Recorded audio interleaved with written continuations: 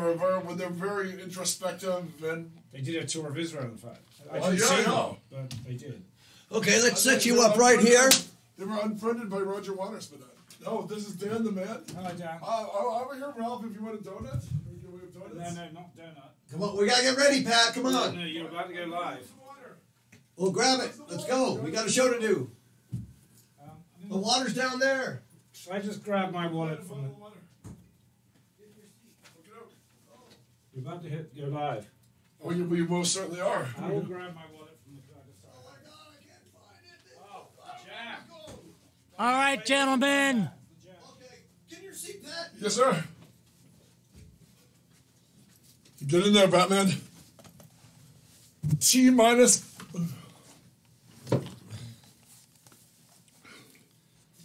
Got a couple ads, and then we'll be on. Okay, good. Couple ads. I'm going to go get my coffee.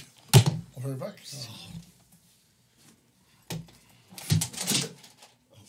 Don't. No, this is not the time for this. No. Quit stepping on your own dick. I know. It happens.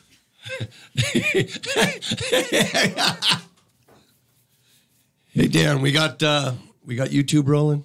Yeah, YouTube. Okay. Step on in, good sir. Keep me going. There we go. I mean, it's 2 hours for me. So. And you like me to speak across it? We're honored to have you, Ralph. Oh. Here's the countdown. Okay, here it goes.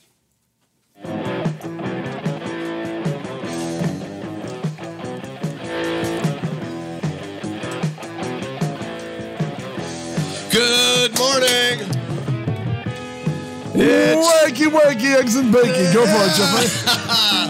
Welcome on a Wednesday morning in Rancho Cucamonga. Just an hour from Hollywood. What's the name of the show, Jeff? You forgot that. Oh, it's the Jeff Sargent Show on Chaotic Radio. Very good, you moron. With my co-host, Janky. Good morning, people. Good And morning. Producer Dan's behind the glass. Dan the man is behind the glass. What the hell's going on behind that glass? I don't know. Okay. Jacking off. Oh my God. We have an Englishman here. Please clean it up. Step it up. Step up your game, Ralph. I smell the blood of an Englishman, and his name is Ralph Lister. Good morning. All the way from England and all across the world. Am I actually in this venerable studio? Wow. Yeah. See, your accent classes us up, Ralph. Oh, this is great in here. You should see the diamonds on the walls. The naked women through the glass. I see so much. Right out of one of the audio books here. We are chuffed to have you, Ralph. Are you? That's a very strange word. No American understands that. Ah, but I wrote for a guy from Putney since college. Oh, I used to live in Putney. Did you really? Yeah. I used to write. 15. Wow, I used to write for Visual Imagination before they went bankrupt. That's probably why they went bankrupt. Kensington Square. It was like once you crossed that giant bridge, it was so. We entered the village of Putney. Yes, it is a village. I went to a great pub lunch there. You just had one. We did 3, but the first one I got so drunk on Guinness I could almost not make it back to the tube. Right. But my editor, Stephen Payne, who bought, again, this place in Kensington, he showed me that we went to, he goes, this is the Mighty Thames. And it looked just like it did on the opening of Benny Hill. They were in here. Oh, you mentioned one of my favorites, Benny Hill. Oh, my God. But shouldn't you just tell them who I am? I was just thinking there's this random Englishman here. But I am a random Englishman. We fear mad dogs and Englishmen, by the way. Do you? In the noonday sun. Yeah, and I am one of them.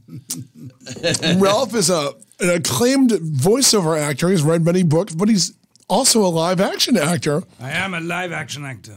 Including in $200 million Zack Snyder's Batman vs. Superman Dawn of Justice, where he worked for Lex Luthor himself. Yeah, I was Lex Luthor's assistant. I played Emmett Vale. You helped create Doomsday.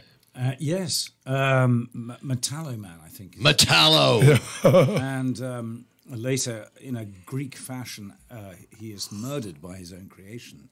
Not unlike the English novel Frankenstein. I think that's Mary Shelley. Yeah.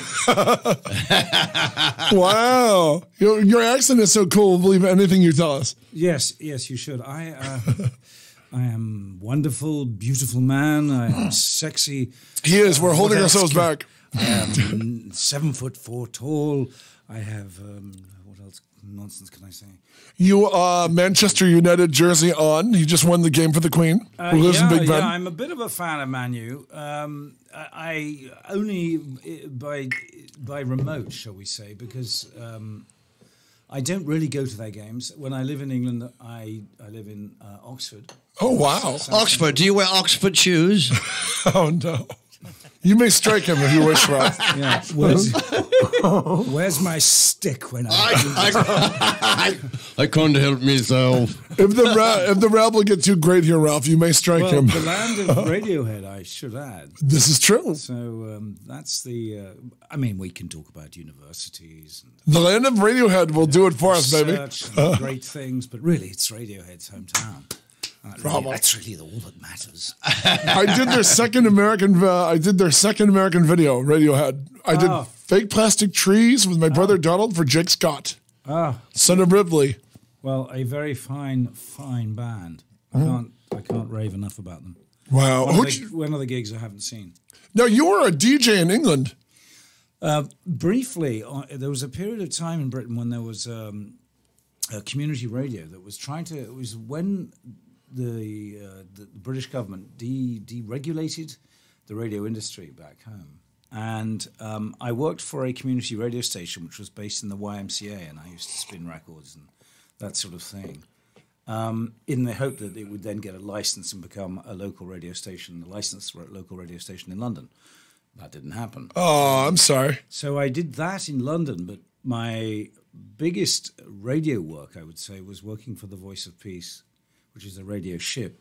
One may say a pirate radio ship. Yeah, a pirate. It's a big abandoned oil. No.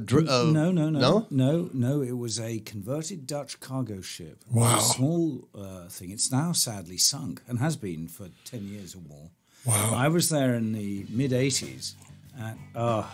Good stuff. Well played. Don't get us put in Facebook jail. Everyone wants to hear Ralph. So Going to play a clip. Oh, yeah, No, sure, no. Yeah, let's hear a bit of this.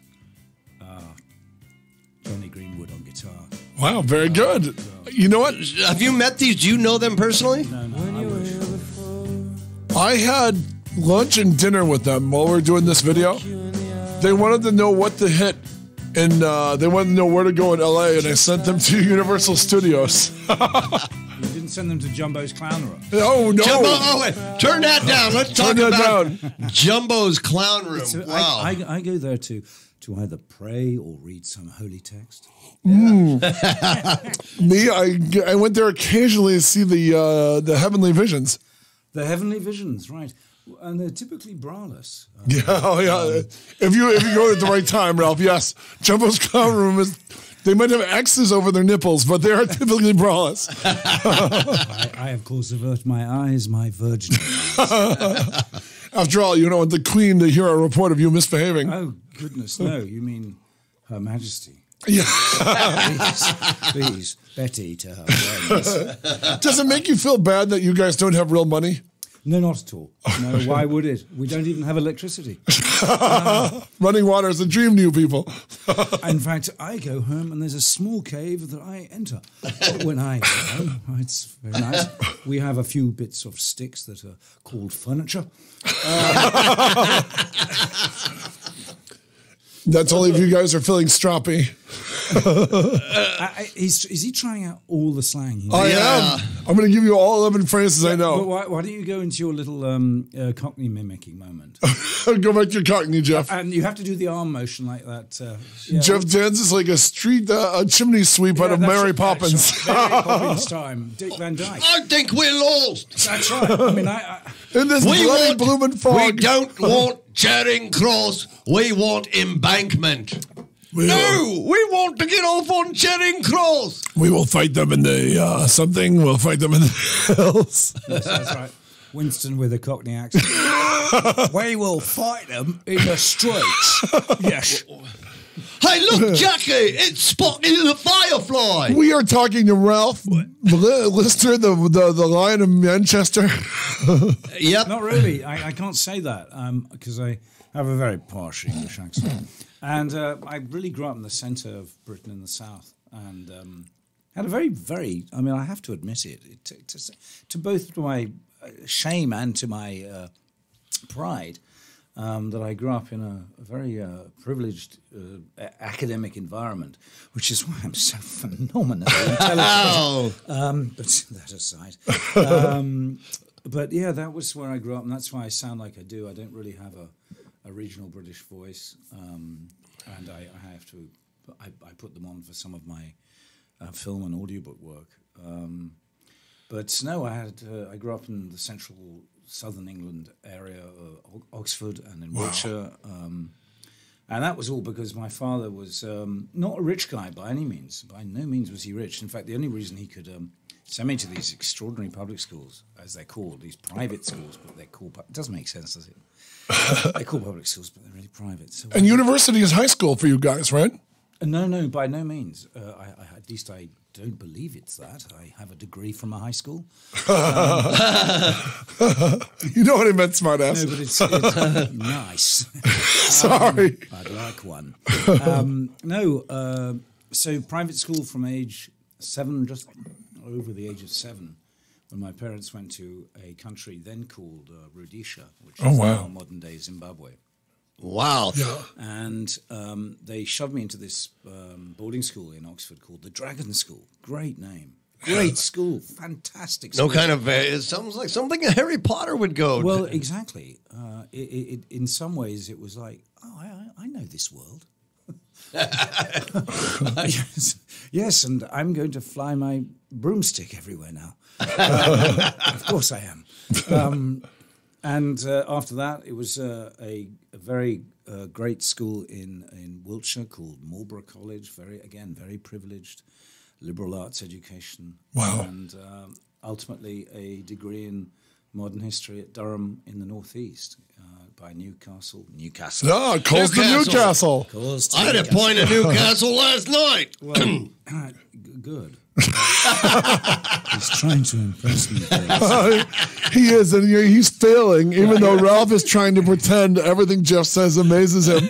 The look of distaste in his face. You know, I can barely think. And the beauty of what is in front of me.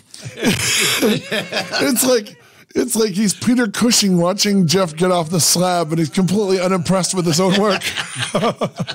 Need a few more bolts. That face should definitely be rearranged. He's getting rid of the saw. I am such a bad scientist. Why didn't I make him more pretty? He's just put a drop cloth over Jeff's face again. He's slapping the hand that created him. I mean, you've been busy since 1971. I mean, you've traveled That's amazing. everywhere in the world. Yeah, I have. I mean, New Delhi. Tell us about. There is nowhere I have not been. By the way, before you do, to give our listeners a better understanding, Ralph, who was your James Bond? Who was your Doctor Who? It has to be John Pertwee. Good man. Because that's kind of, I liked his kind of style. And he was kind of more paternal in that way, and kind of cool, not too Rambo-ish. And of course, Sean Connery for Bond. Wow. Oh yeah, you just don't have it. It's like that's just a stupid question. We've got our Englishman across the. We got our friend from across the pond, Doug Arapon. Dougie Arponen, yeah, Dougie Arponen. Hi, Dougie. Haven't heard from you in a while. Dougie, do you recognize the native tongue this man is speaking? Jolly good show. Dougie's from Scotland, but you guys used to own him, so. Oh, no, Scotland, wonderful country, love it. My granny was from Scotland. Wow. So I claim both Scottish and Irish blood running through me. Well, that's great people. Can't say enough nice things about the Scots. I got to say nice things about because my grandmother was English and she married a Scotsman. Good for her.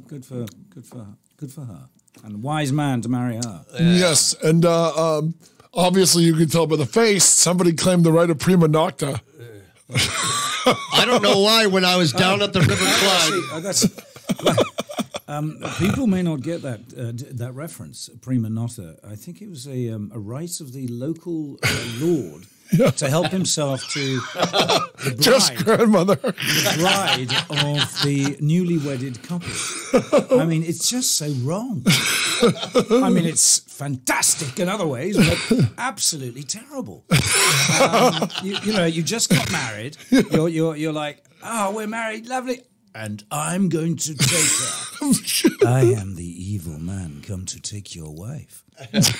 What are you going to do? I'm going to have sex with her tonight. It's going to make the wedding night quite awkward. No. What? What do I do on my wedding night? You go somewhere else, fool. Just grandmother. Bravo, that was a great performance. Just grandfather spent the night playing Space Invaders. How dare you? I tell you, what was your now tell us about yourself. So you became an actor. Well, I've had so many different lives, and I suspect that informs my my acting work largely. I mean, it has to. Just life. If you live a lot and live deeply, and sometimes not happily, I had a miserable financial period, which I went into a period of depression for a better part of a year, and hated myself. Lost all the money that I thought I was going to make my pension with, and this was actually quite recently in the 2008, 2009 crash. Oh, yeah. Oh, man. But I'm just saying that all one's life experiences inform, of course, inform your character. But if you've got your eyes a little bit open, and I hope I do, you notice a lot of things, you feel a lot of things, and then you're able to express it in your characters, whether that's for camera or for audiobooks or in any way. Just for the characters, and you have an empathy and a feeling place for them that you can then project, you can show as an actor. I don't know what were we talking about. We're talking about your work. Which I take seriously, as you can tell. No, you speak several languages. I mean, you did kindergarten in Austria. and we can totally see his stiff upper lip. It's very stiff, and I mean my lip.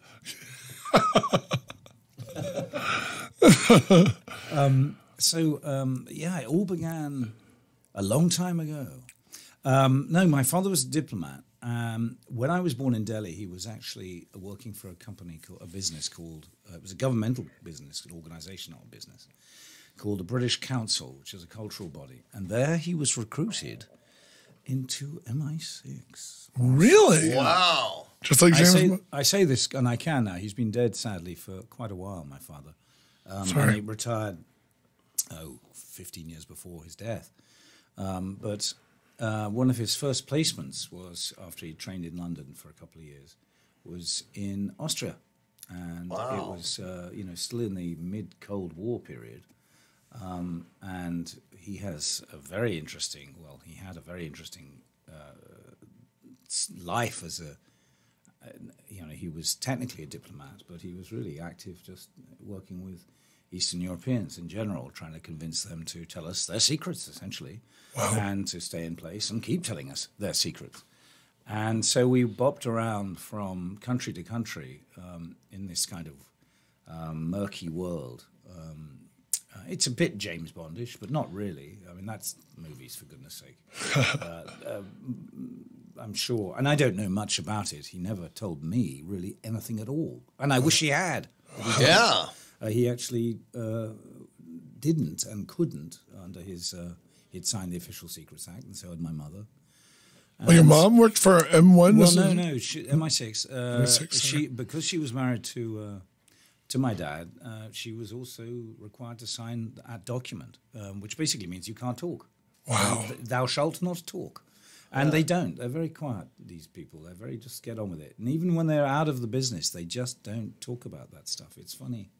So anyway, after Zimbabwe, it was then called Rhodesia, we went to South Africa and then went for a long period to a non-aligned state called Indonesia, a country called Indonesia in the Far East.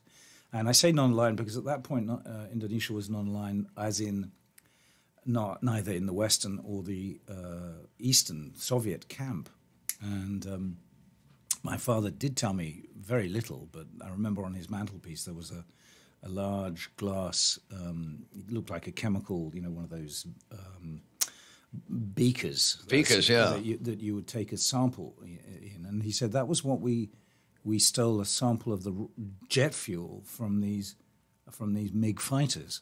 Wow. The Soviets had lent the Indonesian Air Force. And so my father was busy stealing parts and pieces of... That's awesome. And the sample of the fuel was taken in that beaker, which he had on his mantelpiece, little did I realize. But that was the actual beaker in which the sample was conveyed to London. Wow. And his intel at that time was kind of hot. And it was going to the Pentagon and to Whitehall, like it was just happening. It was very current information, let's just say, at that time. And so, it is kind of James Bondy. Oh, completely. But it's, it's more geopolitical stuff and gaining some advantage in some way, some information that will assist us in our policies. And I say ours, the Western policies at that time. Not in this instance, particularly towards Indonesia, but really towards the Soviet bloc. Wow. But that's fascinating to me. And with this in your background, did it affect the type of roles you went out for? Did you go for... Did you start out in theater? Let him. Yes, I did. I think the theatre, you have... I'm sure every actor you speak to says this. There's really no beginning in acting until you work on the stage. Wow. And my main focus was always theatre. Live theatre, and I played all kinds of people. I remember playing my first role was a Dickensian boy, where I think the character was called Cripple. Very charming title. And I remember putting a stone in my shoe, so I would remember to misstep on that side. The old John Hurt rule. And so I did, but after a while I didn't need to put a stone in my shoe. And I remembered to drag my foot. I remember my mum coming all the way to the Dragon School in Oxford from where we lived in Putney. We were talking about Putney in London, and she said, Ralphie, I watched you the whole time, and you dragged your foot. Well done. He was like, yeah, score one, but a cripple.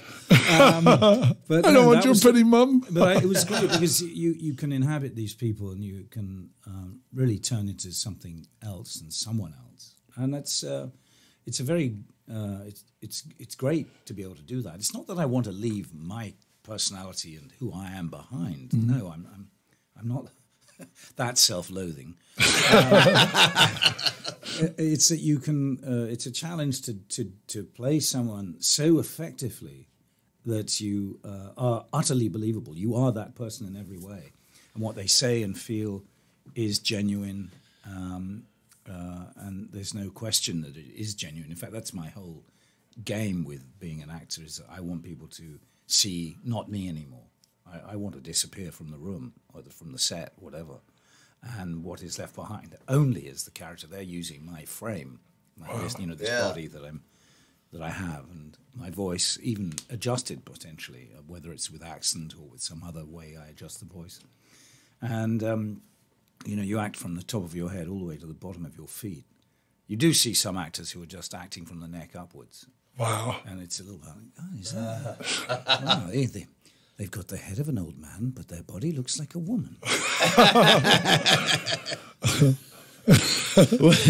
Well, even the demo reel we were watching before we came in, it's like, I don't see that character now because... You would disappear. I mean, it was kind of exciting. You disappeared in that as you were a coroner with the Michael J. White? He's the one who played Spawn. No, yes, Michael J. White, yeah. Michael J. Hall, no, sadly, I've not worked with him. He's a bit of a hero. You mean the Dexter actor? Is that Michael J. Hall? No, he's referring to Spawn, based on the comic book. Oh. And that would be Michael J. White, the martial arts actor who played Black Dynamite. Oh, gosh. Oh, I didn't get that right, did I? No, I have no recollection of. It might have been in the days when I was enjoying the products of our society. There was a cadaver there, and you lifted up, and they go, "Oh my God, he's naked." That was actually a wonderful production that was created by Grand Valley State University in Michigan, in Grand Rapids, Michigan, where I was living. Wow. Birthplace of Paul Schrader, by the way. I played a very rather screwed up funeral director who would essentially go to the houses of dead people and loot their houses as whatever he could. But he obviously, knowing they were dead, he would know that their house would be empty, and largely it was. So he was just a despicable character, which I absolutely love. So for him, it was some sort of put on a bit of the East End for him. Yeah, a little bit of Hammer, Gravedigger there. And it was just, the old black humour. And, be puffing on a cigarette and, over the body, of course. Oh, he's dead, all right, get this girl all dressed up. We'd put lipstick on them and then, the stuff that you have to do to make I'm a very trivial man. I'm talking lightly about dead people, but you make them look decent, and you do actually put lipstick on them because they're so grey, sadly. Yeah. That you have to dress them. Physically put nice clothes on them and make them look. You put a little bit of colour on their face, and then they are in an open casket. So we would do that. But of course, our cadaver wasn't dead. He was an actor, a very nice man, actually, really nice guy. He was real game too, because we'd be picking him up and then we'd drop him, as cadaver, and for the gag, and, he was wonderful, very nice guy. A guy we just hauled in off the street, literally. I remember the director. He needed a body, and I think there was They literally, it was someone outside the house, wherever it was. They said, "Would you like to be in our movie?" Literally one of those. This wasn't a road to Hollywood fortune and fame. But he then because he had a good look, he was the right kind of age. He was a man in his late 60s, I think. Right. And the kind fool that he was, said, "Yes, I'll do this." And down on the slab he went. They dressed him up and they put, the appropriate makeup on him to look like he was a corpse that had been made up. And then we ran the film. We shot the scene, and that was his only involvement. But he was such a trooper. Wow. And speaking of troopers, this Palm Sunday week, you play King Herod. I do. Was that fun to be a big bad guy like that? Oh, another bad guy, I tell you. I can play. I'm actually, you wouldn't have thought it, but I'm actually a comedic actor as much as anything. But like Robin Williams, he can turn on the bad guy, and I do. And it's not always with my British voice, though Herod I do play as a Brit. Wow. Because, of course, all the bad guys are British. All the bad guys and aliens are British. Yes, of course. They must be. It's written in the rules. Hollywood Rulebook, number 49B. All bad guys, English. Yes. If you look at all the big Bible pictures of the 50s, the bad guy, Herod and Pilate, and all the way to the 80s, actually, with David Bowie playing Pilate in Last Temptation from Martin Scorsese. Well remembered. I didn't know that. Oh, yeah. Wow. So you guys are either crucifying Jesus or invading our planet. Yes, there's a scene, and I thought I was quite good in it, actually, where I'm busily ordering the death of all male children under the age of, I think it was 2. And it's an evil moment. Oh, yeah. Where any dictator, a.k.a. King Herod, goes and orders the butchering and the massacre of young boy children. That's just a terrible, terrible thing to do.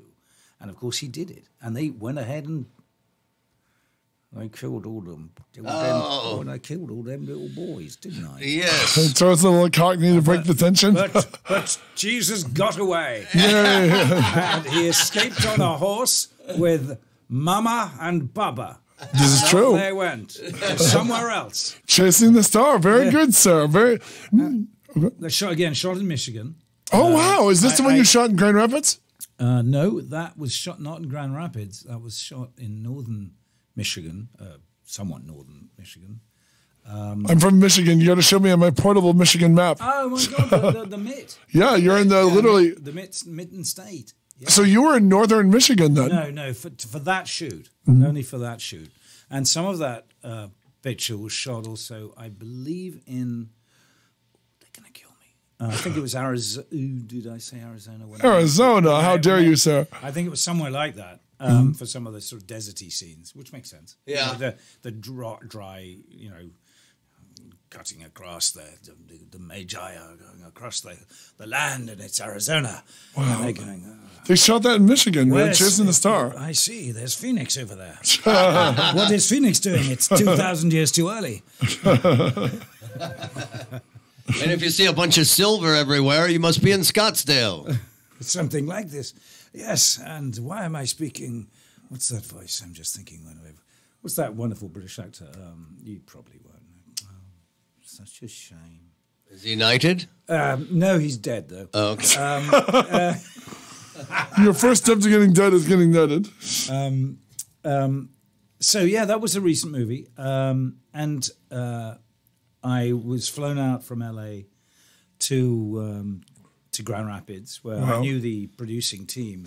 They were not based in GR in Grand Rapids, but I had auditioned and put myself on tape. And they said, we think you could do this. And I said, I think I could too. And I grew a beard for it. And, played the wicked King Herod. Had a very great time. I'm trying to, if I can remember all the people that worked with me on that. Yancey Butler, Salome? Yeah, Yancey Butler from Witchblade. Yes, amazing. Dear Yancey. She's such a sweetheart. Isn't she? Great lady. And she played my sister, Herod's sister, Salome. Wow. And she was about as evil as I was. This was very good. No, that's exciting. Time. Yeah, it was a good time. It was absolutely freezing. We did a scene where the devil is, Rance Howard in his last movie. Well, that was one iteration of him. That's right, Rance Howard. But it was another extremely fine actor. And anyway, it was like inside the building where we were shooting. It was an old warehouse that they'd been just, any set will do. And they dressed it up to look like it was who knows where. But it must have been 25 degrees Fahrenheit inside. What month were you there? We were shooting That's in horrible. February. February. It was Wow. absolutely, and it was a freezing week. That everything went. It was just terrible. Never go back to Michigan before April. Well, and this year it's been incredibly mild there, and not really a severe winter at all. But anyway, that particular shoot day, and we shot all night. Wow. It was dawn when I went home back to the hotel to get a few hours of sleep, and that was the last scene that I was shot in. But God, it was Timur Ghazi played the devil as a man. Tamor. Absolutely fantastic actor, Tamor Ghazi, and very intense, and really enjoyed working with him. I should get together. The devil hanging out with Herod. Oh, what a great combo. But that was just, it's just one role. All kinds of people I've played. It's, Do you adjust your acting for because that's a low budget movie. Yeah. And then you're in a $200 million movie like Batman. Did my mic die? No, just keep talking. Don't worry what I'm doing. But I couldn't hear me once you start fiddling with the knobs. Yeah, when you do a movie like the $200 million Dawn of Justice, Batman versus Superman, do you adjust your performance? Do you make it bigger for the cheap seats or what? No. Bigger for the cheap seats. Yes, when it's a cheap movie, I get all big. Of course. Only the pictures got small. That was a silly question. No, of course I don't. You got to play it right for the character, whatever that character is. If you're being a big silly person, then you're a big silly person. But most characters, for camera, the camera picks up everything. Your nose twitching, it'll pick up. So you got to be attentive to all the details of your on-camera work. I don't play anyone different if I'm in a expensive set, let's call it, or a cheap set, let's call it. I mean, it's not that at all. No, with that character, Emmett Vale, I tried to, and I think you can just even read it from the body language, that he's slightly sinister and got some evil intent. And that was Zack Snyder's, he and I talked about this character and what, how he should feel to the public, how he should come across. And I don't speak a lot of lines in that movie, but you can read from the body language that Emmett Vale is a little bit, what's going on?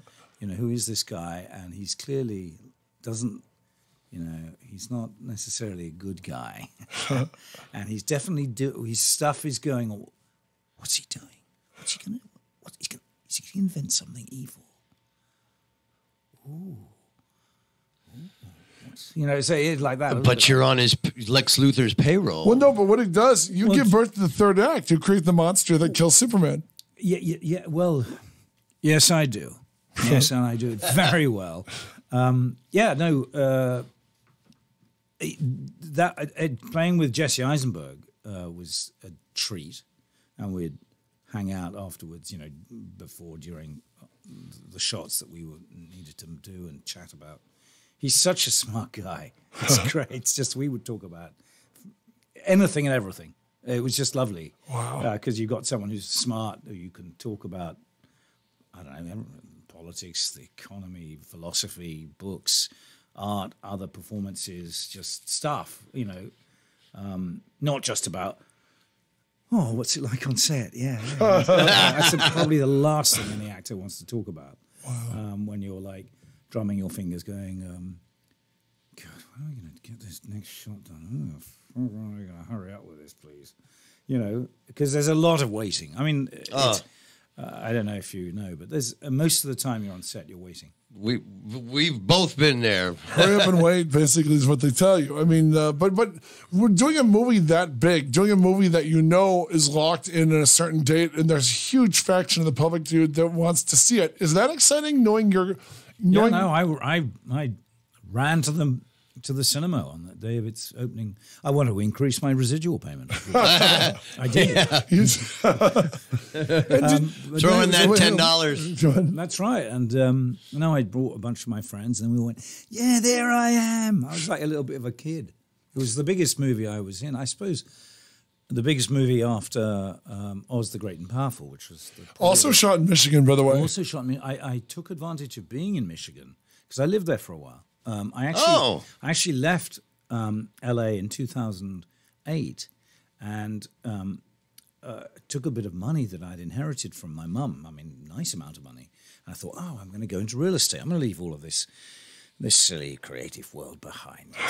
Oh, man. And went into real estate. But, of course, it was 2008.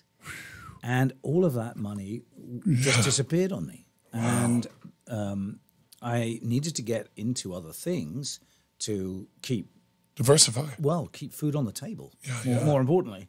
And so I found audiobooks and I auditioned. Well, I was always acting. And everywhere I've lived in my life, even if I was not focused on acting and was actually in business in some way, I always acted on the side all the time, everywhere. And this is true of when I lived in Spain and in Israel and in Houston and everywhere.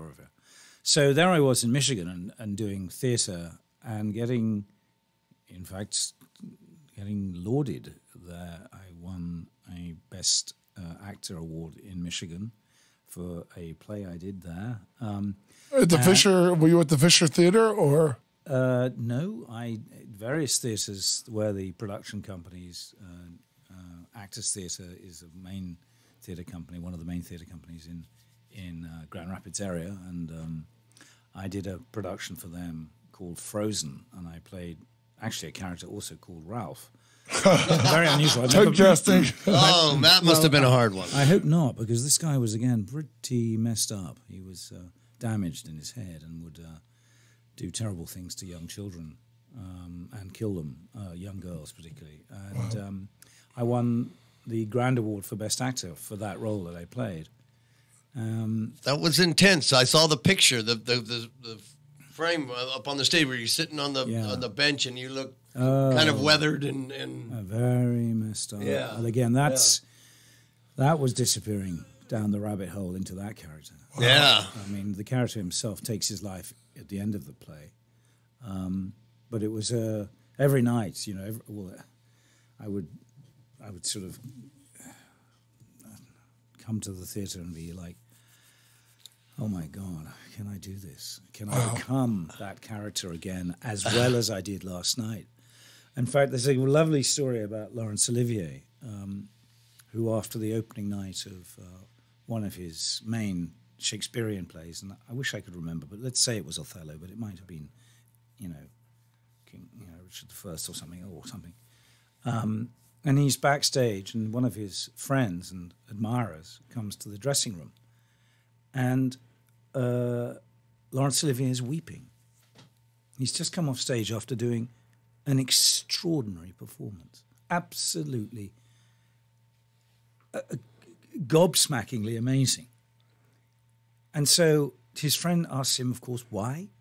Larry, why are you weeping? This was great work. And he says, because I'm so afraid I have to do this all again tomorrow. Oh, no. And can I keep this up? Can I keep up this quality? And of course he could. He's Laurence Olivier. Damn him. Well, how many performances did you do in that character? How many? Not how many so nights? many. It was not so very many. I think we ran for 3 weeks, which is a short run, but that's what these little theatre companies can only sustain. There's not enough of a market to sustain especially a with 3-month or a 6-month or a year run. Especially with Michigan's economy and the smallness of the theatre scene. And it's not exactly a popular play. No. I mean, it's not a crowd-busting pleaser, happy times. This is the story. It's an analysis of, and there's 2 other roles. In fact, one of the other members of the cast also won Best Actress for her work in the same play. It's not a happy play, by no means. So it's not like, oh, let's go down to the theatre and have a happy, and then let's go out for dinner afterwards and have a good chuckle, and then, life is good. No, it's like, oh my God, that was so depressing. But my objective in that particular performance was to make the character, who was essentially very, very damaged, and who would kill and do unspeakable things to young girls before killing them, was to make him in some way sympathetic. And I remember talking to the director at length about that and trying to find ways of making him appear sympathetic. And we succeeded, because I remember going back into the foyer afterwards, after I took off my makeup and got back into my own clothes. And I would go and meet some friends, whoever. And they were telling me, yes, you achieved that. That was my objective, because the character's messed up. But you want to create some empathy for this human. That's the intention, I think, with bad characters or evil characters. You try and show give them some rationale for why they were so bad. And in showing that, create some empathy for them. And in this particular case of this character, Ralph, in this play, Frozen, by Byron E. Lavery, I think there was, he was damaged, struck on his head as a child, and this caused significant cerebral damage, which affected his personality and his character. So he was a victim himself, and sadly then went on to do terrible things. But one could at least understand that is why he was that person, and that it wasn't necessarily all his fault. And friends were saying later, that we got that from you, and we didn't feel, oh my, this guy should just be, shot like a dog. Just take him out back and put a couple of slugs in his head. Just get rid of this human. Wow. Because we understand where he was coming from and the pain that he'd gone through as a younger man, and it turned him into this monster. And that was my intent. And I was very happy when people said, we felt that. That was like, yep, score for me as an actor. I'd conveyed what I'd wanted to. Wow. Let me ask you, Ralph, where did you live in Michigan besides the GR? Well, in Grand Rapids, really only there. I was there for 6 or 7 years. Oh, were you really? That's a good run right there. Yes. And I could say I plundered a lot of Michigan women. I couldn't do that. Well, they'd be lining up once you heard the accent. Well, no, people say that. That's so not true. The James Bond role. It's because I'm actually kind of nice, I think. Would you like a Stroh's? Actually. Would you like a PBR? Yeah. That's all I can afford. All the comments I'm getting from women here, they want to know what's in your bowl. Is he eating porridge? Is it gruel? It's gruel. All of the twists? He went to dance and more, please, sir. I'd like some more, but I've already got some. Yes, it's gruel. Please. Or is it gruel? Because I've got a slight lisp. Please, sir, may I have some more? It depends which British character is giving it to you. and the black bits are blueberries. Sweet surprises. Oh, then you're having cream of wheat. No, this is... No, that's not grits. Grits is basically cream of wheat is grits. This is oatmeal. Oatmeal, yes. Also known as porridge. It's porridge. He's eating English porridge. In America, it's oatmeal, brother. Bit of brown. Yeah, no, it's good. I eat it as often as I can, and just to keep things calm. I keep myself calm. Wow. If I wasn't eating oatmeal, I'd be shredding my clothes. I think Quaker Oats has found their spokesman, the pitchman, Ralph Lister, for Quaker Oats cereal. It's the best. Ralph, we're going to have to punch up. It's the best. It sounded kind of a little more Herbert Lom than you were intending. We need a good close up this. Look at those delicious blueberries. Very good food. Very good. They are actually a superfood. Yeah. So I absolutely advocate them to everyone who cares about their body. I put them in my ginger-infused water. Do you? I put the blueberries in, and then I eat them up, too. Right. It's kind of like my approach to drinking vodka. Hold on. What do you mix with your vodka, or you have it straight? Well, I actually drink it frozen straight out of the fridge. Really? What I do like to mix it with, and it's very nice, and people don't think of this, I make kind of martinis with... I say kind of martinis because they're just sort of I just take a glass, pour vodka in, frozen vodka, Dean Martin style. And then I have anchovy olives, and those are olives that are stuffed with anchovies. Yes. And they're difficult to get. They're only canned because they do go off. So they're only in cans. You can buy them in the marketplace. And I use the water from that. You know, like you have dirty martinis? Yes. Which is olive water. Well, my dirty part of a dirty martini is anchovy olive water. Wow. And it's yummy. Whoa. It's Wow. absolutely spectacular. It changes your Stolichnaya or whatever you're drinking. Nope. But I really like it. What country were you in when you discovered this? In First Spain. time. In Spain. Yeah, Wow. yeah. And absolutely got hooked. Wow. Absolutely. Like, yow. So they have good olives over there. Oh, my God. Yes. We have some good ones right here in town. Oh, you got great ones in California. I'm a big fan of Californian, largely Californian wine, but Californian produce is fantastic. Buy Californian. Yes. By the way, buy American. Don't buy from thousands of miles away. And be green. Buy from your local area. We have a delicious olives here called Graber Olive Company, and they get cans of olives. our sponsor, Pacific Wine Merchant and Cigar Exchange, they serve the delicious Graber olives. Great. Yes. Yeah, very good. I'd love some. I am a big fan of olives. I will get you a few cans of those. Thank you. Thank you, Graber olives. Wow. Graber olives, the best in the world. No. Somebody pay this man. Just I'll take any currency. They don't have real money in England, so perfect. No, nor electricity. No. Oh, I want you to say good morning to Jean Coulter, the world's most famous stunt woman. Hello, Jean. Hello, Jean Coulter, the world's most famous stunt woman. Yes. Wow, you class our show up, sir.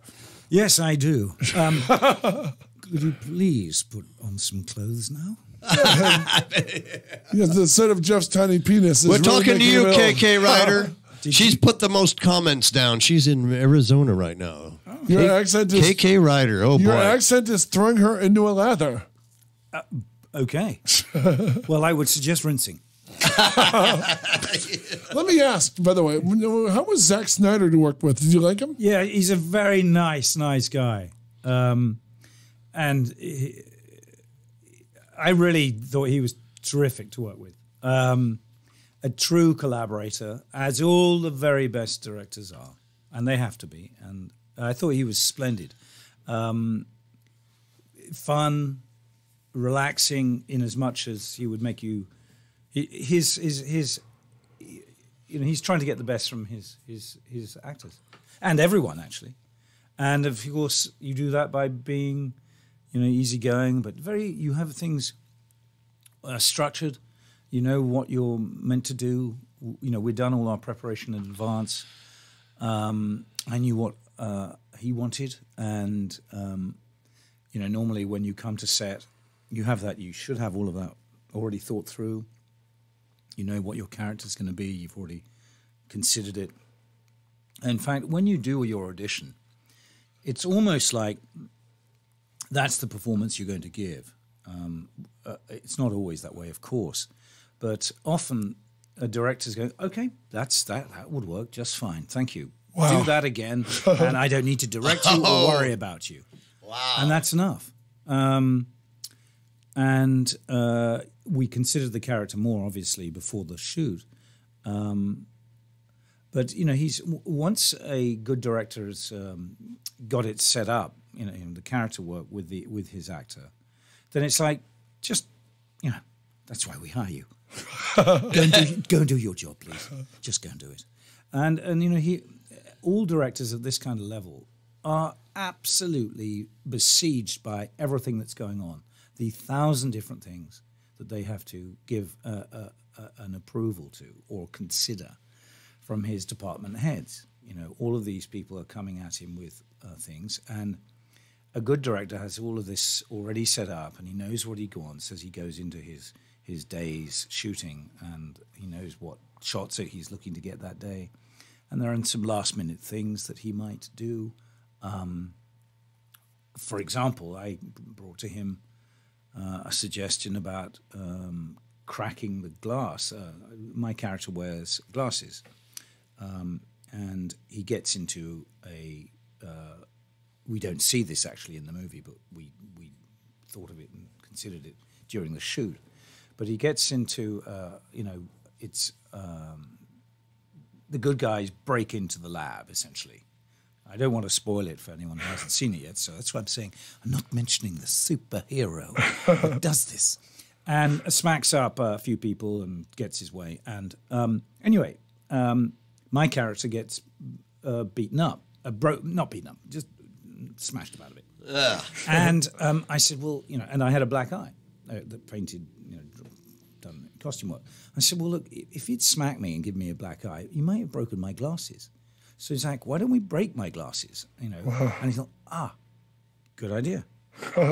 So took the glasses off, went to the appropriate department, and they did a little tap with a little hammer, I suppose. I didn't see them do this. And so my glass was shattered in one lens of the two. Great. That's cool. Authenticity, like that's what would be real, wouldn't it? Right. And I thought of that because, it behooves me to consider my character's reality. You know, what is, you're going to give me a black eye, but you're not going to break my glass, my glasses in any way. And I thought, we need to think about this. And so I brought it to the assistant director. That's your first line of port of call when you're on set. You don't go to the director. You just leave the guy alone. Or horror alone, I mean. And then, eventually I followed the first AD to Zach, and, we were talking, and I explained what I thought. And he's, just get on it, done, leave Zach alone again. Wow. So, but he had fostered an environment where you could have that interaction if you thought it was relevant, necessary, a good idea, something to improve the overall production. And, a good director is always looking to his team, whoever is in that team. I mean, he's brought on people that the production can afford, that he likes to work with, and that are hopefully at the top of their game. And that's not just actors, of course, it's everyone, whether it's pyrotechnics or makeup or costume or set design or lighting. Obviously, a director of photography, the actual guy who shoots it. Wow. These people are all, we hope, at the top of their game. And why wouldn't you take their advice? Yeah. It's a bit silly. It's like having an expensive lawyer, and then you don't listen to what they have to say. Yeah. But he was, he had created an environment where that was good and possible to do and welcomed. And I would say Sam Raimi, I was about to ask you, was absolutely spectacular in that regard, even more so.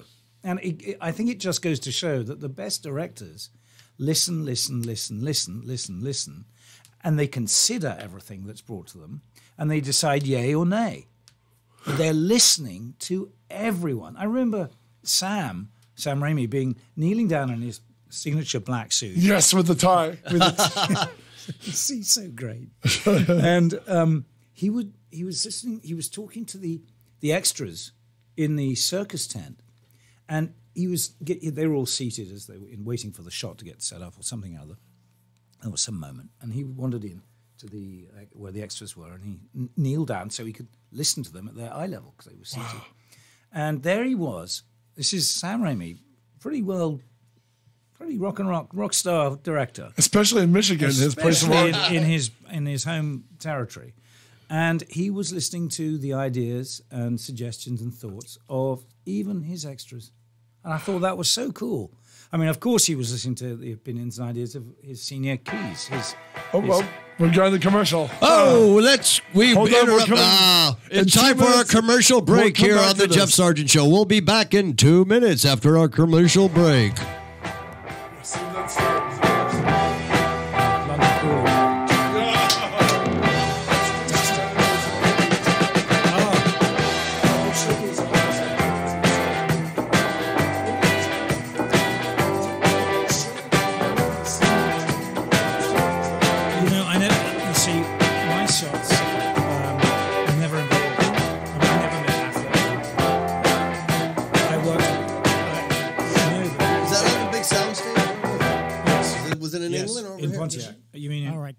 Your thing. Those scenes of you in the lab, and where was that? That's all in Pontiac, Michigan. So you didn't shoot that in Michigan, just like okay, good. Don't say any more about that. We'll come back to that because that's a big story. That's shot in Pontiac. Wow. At the old one of the plant. The GM. The old GM plant. Is it GM? I'm from Michigan. Trust me. It was one of their big. It was a soundstage that for a while was a big venue. Where you shot Oz as well. Where we also shot Oz. Yeah, and it was a soundstage that they were using that had been created. It was a huge complex. Chaotic radio, because the rest is just a waste of time. The governor took it away. Joss Whedon was going to shoot Avengers there, and they pulled it. Are we back? No. Okay, good. Yeah, I'll listen for us. And when we're back, let me know, Dan. They'll signal. Okay, but yeah, the interesting thing about that is that Joss Whedon was going to shoot Avengers there. The governor dropped the rebates. And then killed it. Yeah. Avengers became Pennsylvania's highest budgeted movie. Once he said no, they just moved over one state. Sal is watching. Hey, Sal. We're doing your questions tonight. We're today. We're getting them to you right as ASAP. We finally we're here. We had to go to separate places. All this chaos, and we're back. We're gonna get it done. Okay. We shall. With pictures. Are we back? Not yet. We're not. Okay. I'm still hearing the commercials. No, but we're still going live. Streaming. Yeah. Yes. Eat oatmeal. That's right, kitty winkies. Eat Quaker Oats, oatmeal cereal You're with insulting everyone. blueberries and the fruit of your choice. It's very nutritious for you. It is. It's kept me alive. Cleans out my insides. I like mangoes too. Do you like mangoes? That's why I your love sound is a mangoes. pound. See what I did there? And now, We're still in Ralph commercial. Lister is finishing his bowl of gruel. Oh. My bowl of gruel. Very nice. They're bloody good. Yes, we do say bloody good. I say jolly good, I say. Yeah, that's just silly.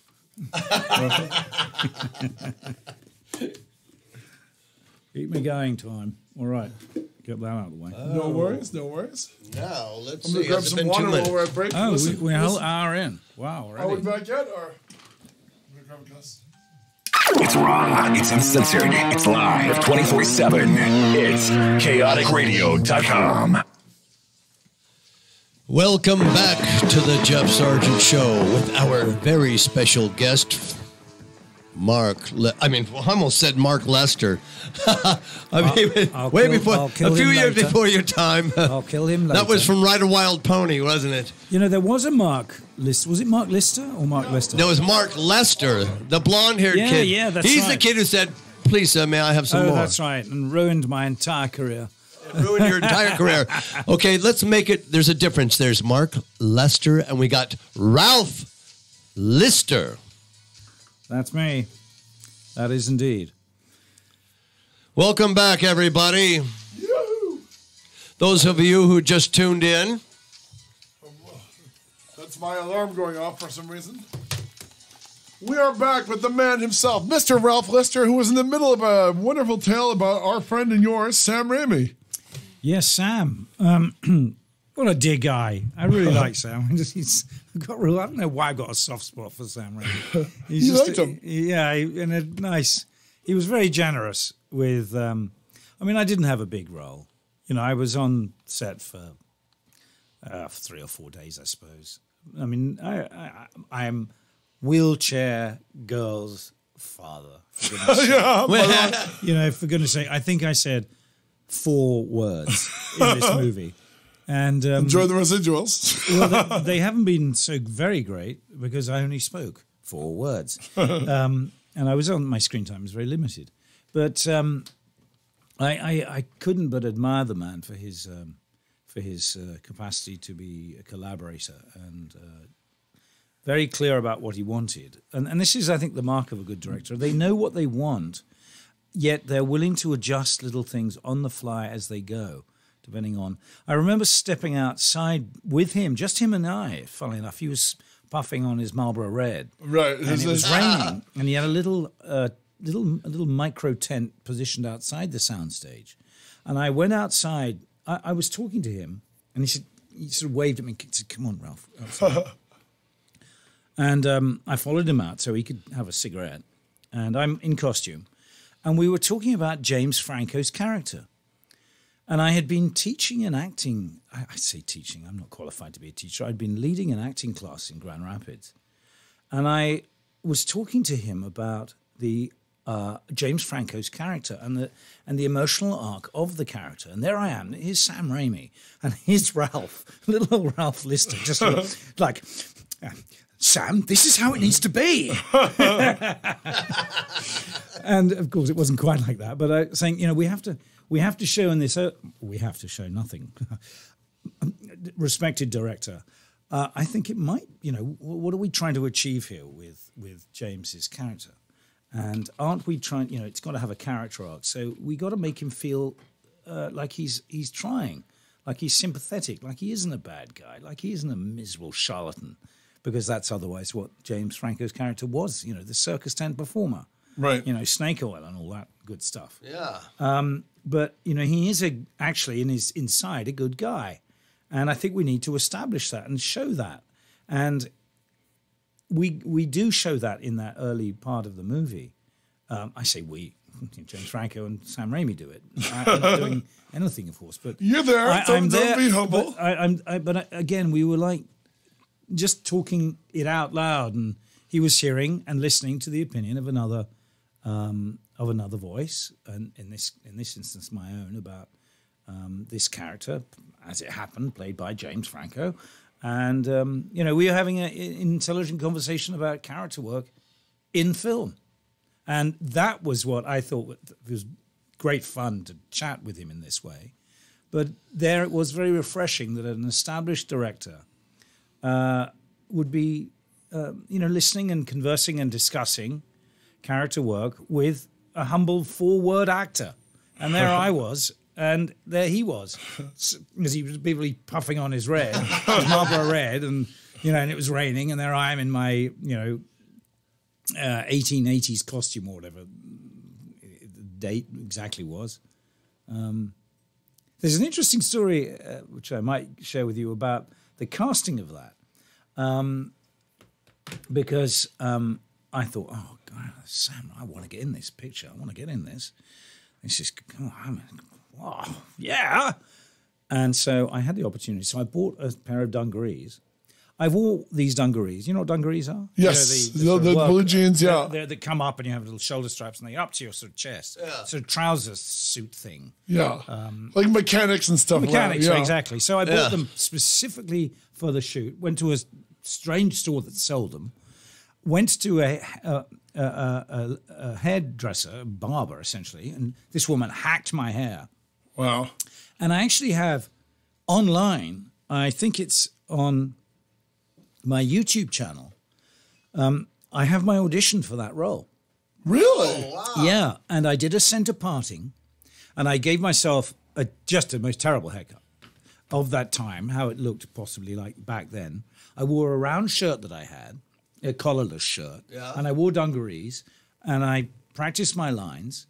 Actually, I practiced my lines with an extraordinary director and collaborator friend, Caleb Alexander Slane, who I met when we were shooting the audition.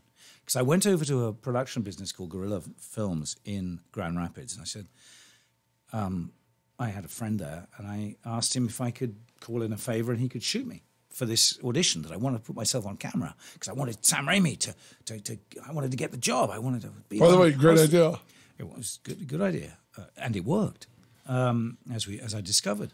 And so I met Caleb, who he's just a fantastic director in his own right. Note this name, everyone: Caleb Slane. Keep him in your headlights. He's in your mind's eye. He is destined for great things, I think. Wow. Caleb Slane. And he and I worked on the scene, and he coached me. I mean, it was just a few paragraphs.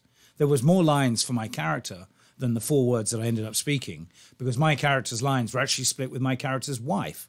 So she had half my lines, and a lot were cut anyway. So I ended up with 4 words, or was it 5? But not a lot. But anyway, the story is, there I was, and in my dungarees with my ridiculous haircut, and I performed it in American, and filmed it and uploaded it and booked the job. Wow. And I think he was probably just impressed by the actor's commitment, that I had gone to these lengths to look like a Midwest farmer from Kansas. Yeah. And I wasn't in my 2010 or 9, whatever it was then, I forget, you have to look this up, clothes. I bothered to go to that effort. I suspect Sam went, yeah, let's give this guy the job. He deserves it. And I'm sure you can look for yourself if you think the performance is of any interest.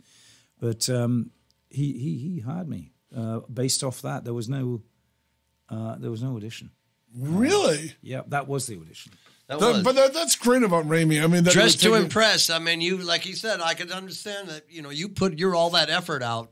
Yeah, I wanted the that. job, and I think that if there are any other actors listening to this, I would strongly recommend not only auditioning, getting on camera, and doing a good production when you go on camera, but also, you know, if you need to dress appropriately, get into the mood, get the. You know, if you need a pair of glasses, put it on. If you need something to get you into the mood, your character more, you know, rehearse it with someone who knows what they're doing, and practice, and shoot the 5th take. Wow. You know, send the 5th, not the first or the second. You know, get this right. Really get into character. Disappear. You as a person and become that human, and you've got a chance. Then you've got a real chance. The production values of the audition shoot look good. You are appropriately dressed as best you understand it for your character. You are presenting and projecting a really interesting human. Hey, that's going to be a great audition. You've got a chance, and upload it and get it to the eyes that need to see it. And then you've got a real chance. Wow. And you know what? That's an important lesson for everybody. I mean, no matter what your audition is, my rule in commercial auditions is I try to dress enough that'll suggest the role. But if it's a clown, I've always been on the argument you don't want to be a suit actor either, where the suit, you go into the clown costume and then what are you going to bring to it? You know what I mean? Yeah, I agree with that. And particularly for commercial auditions, I think you should need to suggest the character rather than just define it. And maybe I overdid it for Oz the Great and Powerful. You got the part, so you didn't. Hey, so one may say, no, absolutely, you did exactly what you should have done. Exactly. And why? Well, I got the role. Yeah, no, there's no arguing with success. And you might want to look up your movie daughter, Joy King, because she's producing now. She's splendid. Wow. I have a great picture somewhere of her and me. It's on her birthday, and she was all of like, gosh, 11 or something. 11 going on 16.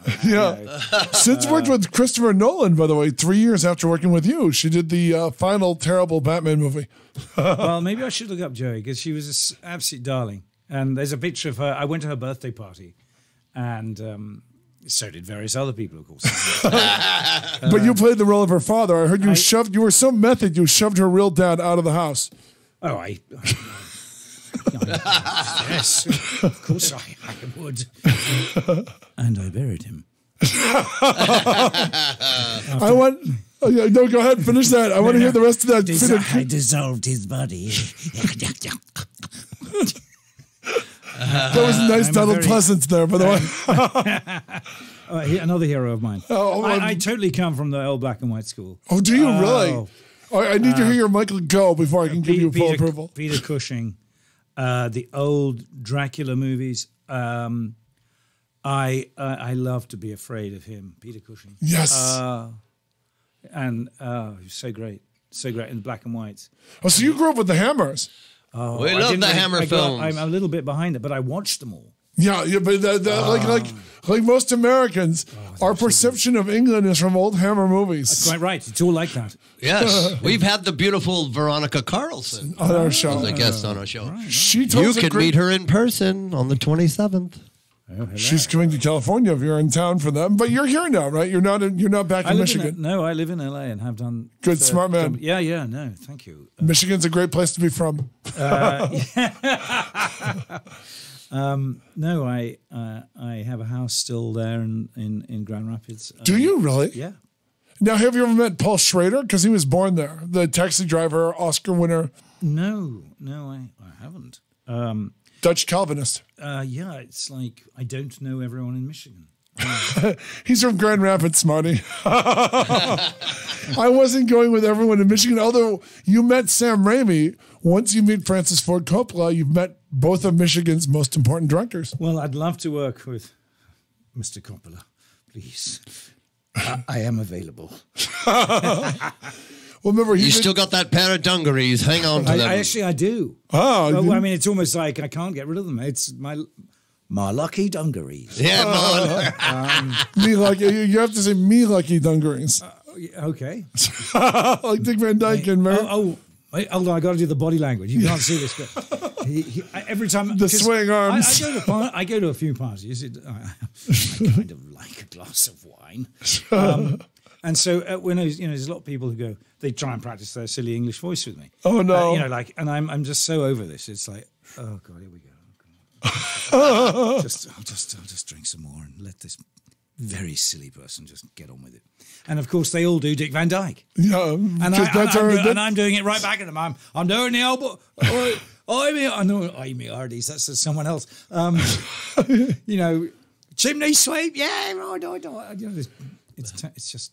You got to do your best. Are you being served voice? That is a great TV series, isn't it? That was just fabulous. I like them all. The floor manager. Right. He was great. The major something or Colonel, whatever he was. By the way, he's an old Dracula with David Niven. Another hero of mine, David Niven. Oh yeah. James Bond at Casino Royale. Oh, I did love David Niven. Wow. Well, who was the English guy who made you want to be an actor? What was the actor that you saw in cinema as a kid? Probably Michael Caine. Wow. Yes, he's very good. I saw him in Zulu. Oh my God, a great movie, by the way. Yeah. They used to run that on late night TV when I was 14. When he played in the original... Kid Carter? Yeah, not that, but the heist movie. Oh, yeah, the bank job. The bank job, that whatever it was called. Yeah. And I loved him in that. And his early stuff, which and everyone does, you're a good-looking boy, but, whatever he is, he's you should shut up. Or, if I can't do Michael Caine. I'm not a very good mimic, actually. You're trying. I could, with a bit of practice, I could. But he's always struck me as being just a delight to be. All of the stuff he's been in, I just think, oh yeah, Mr. Caine. Yes, sir. Wow. Yeah, he's definitely a role model hero. I mean, I think it was seeing the quality of people, the stage work of people like Laurence Olivier and others.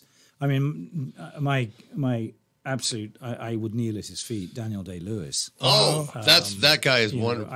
Or at least his left foot. Thank you. Oh, he is such a great actor. I mean, the Butcher. Let our boy talk. It's funny you should say that. The Gangs of New York movie, from the moment you see him till the very end, Daniel Day-Lewis isn't there. No. The Butcher is there. The Butcher is there. Wow. Absolutely. I'm not nonplussed or fazed by celebrities, really. I am completely gobsmacked, struck dumb by talent, real, unbelievable talent. And I'm afraid I would turn into a puddle of jelly, just like... Mr. I just think you're unbelievable. Whereas other actors who are successful, seemingly successful, and affluent, I would go, yeah, that's you. You're great. You're just rich.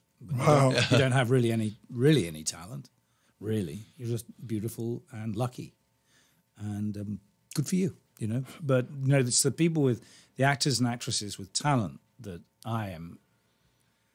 Yeah, right on. Terrence Stamp? I love his work. Loved his early work too. He's been around, of course, forever, but an intensity that he brings. Another hero, another someone I would be. Mr. Stamp, could I have your autograph? It really would be like that. I mean, So you would kneel before Zod? Yeah, probably, possibly. Depends. If I had a bad back, maybe not. But yeah, there've been some. I'm just trying to think of if there's anyone else that I just can't get enough of.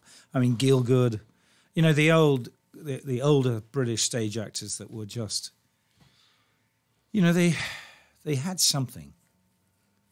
It wasn't just talent. Yeah, though it was obviously talent. They were just exceptional creators of these roles, and wow. Yeah, I do get. I'm literally getting a little bit speechless right now, as I think of these great people. Yes. Did you like the Kingsman movie with Michael Caine? Yeah, but I think after a while, Caine is he's not doing what he did. I think he's Paying the rent. yeah, I think he's not stretching himself. He doesn't need to. He's such a celebrity, and he's got such a body of work. He doesn't really. He's still good. But he's very good. But I'd like to. I like to see these great actors in difficult roles where they really go to town. Fair enough. That's what Daniel Day-Lewis does, and that's why I just can't. I haven't seen Phantom Thread. I've got to see it. Oh yes, I am actually dying to see it. I didn't get a screener sent to me by my guild. Oh yeah, SAG did not do a screener for. By the way, notice it got shut out. I mean, Shape of Water, we got screeners, that one, and Yes. Why did that one not go through? I don't know. Somebody got cheap with Phantom Thread. It's why Tarantino will do that too. Tarantino will never let his movies go through SAG. Have you noticed that? We never get a Tarantino movie for free. Right. From SAG. Right. So that's why Hateful Eight didn't win any acting Oscars. It won. It didn't win any Oscars. But what's his name? Won for Christoph. Yeah, Christoph won for Christoph Waltz. Christoph Waltz won for Django Unchained. Yes, Another very good actor. Yes, that guy. By the way, hey, let me ask you. Speaking of great actors, a lot of our listeners are anime fans. You want to talk about Hellsing to satisfy what we keep hearing from My them? son is 30 years old, and he's a big anime. I went to the anime. I took him to the anime convention there in L.A. I can't believe how huge that was. I mean, it's unbelievable. Many of them are deviants. You had a table set up there, Said didn't me, you? Not One of the yes, I've talked more, I suppose, more about my live action on camera stuff, but I have played and I continue to audition for characters in anime and manga and animation and other voice work, and I love it, and I'm not bad at it. But one of the big roles that I got in the past, and little did I realize that it was going to be quite such a big deal, was the role of Walter Angel of Death Dolnays in the Hellsing manga. And wow, it just went ballistic as a fan favorite. Yeah. But it was first of all just a TV series. It was obviously the Japanese manga. It was the English language dub. But it wasn't just a dub. We had to obviously make it fit the lip flap. If people understand what that is, when you see an animated character speaking in an animation, you see the mouth go up and down. It's called lip flap. Yeah. Well, when they did the lip flap for the Japanese, and the Japanese is obviously not, of course, it's not English. So it's either longer or shorter, depending. You don't need as many words, perhaps, to say the same thing in Japanese as you do in English. Of course, and fair enough. So we had to, Taliesin Jaffe, who directed this and did Talison's not only a great director, but a great man, dear man. He and I would be working on the script.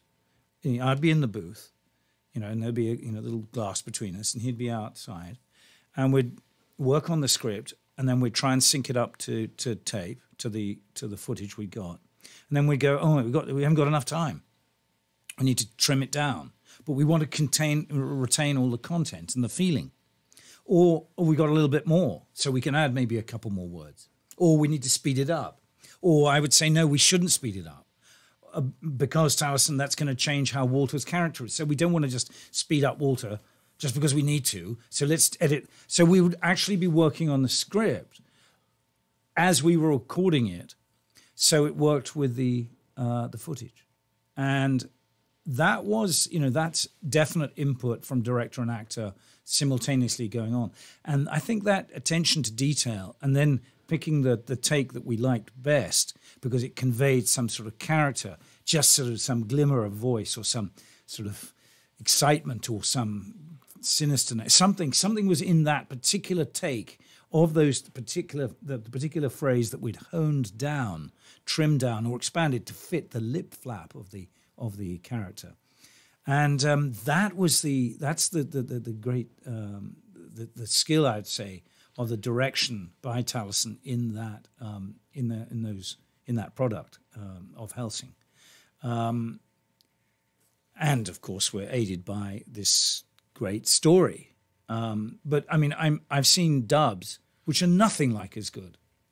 Good stories, but not very well dubbed. And I think this was majestically dubbed for all the characters because of the great care that Taliesin Jaffe took to not only be true to the storyline that was being presented, but also to convey character and interesting character in what we did in the English version, in the English language version.